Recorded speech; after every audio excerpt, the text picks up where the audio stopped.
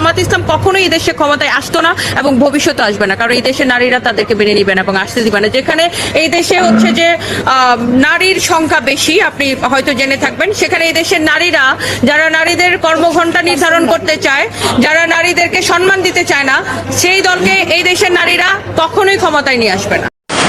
ওর নামটা কি জানি, তুন্নি। ও তুন্নি সারা জীবন বেচছে হলো নাইট ড্রেস, জাইঙ্গা আর বেড়া। ওর মাথায় কি জ্ঞান বুদ্ধি থাকবো?